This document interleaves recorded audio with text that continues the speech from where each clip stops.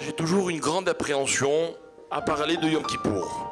Parler d'une journée ou d'un événement comme Yom Kippour, c'est toujours le risque de le réduire.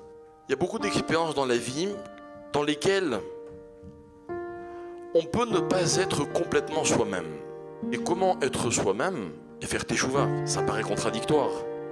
Yom Kippour, c'est que c'est un jour dans lequel il y a une obligation qui est incontournable, c'est qu'on ne va être jugé favorablement que si on est soi-même.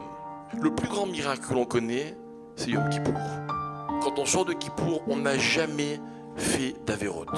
Il n'existe pas dans la nature d'objets qu'on a cassés et qui redeviennent comme avant qu'ils aient été cassés. Il y a une seule exception, c'est la teshuva. L'homme se fixe un objectif. La plupart du temps, le seul moyen d'atteindre un objectif, c'est de ne compter que sur soi-même.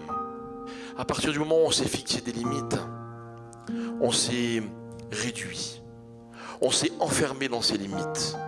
Kippour, c'est un moment dans lequel, c'est une journée dans laquelle, quelque part au fond de nous, on aimerait qu'elle se termine jamais.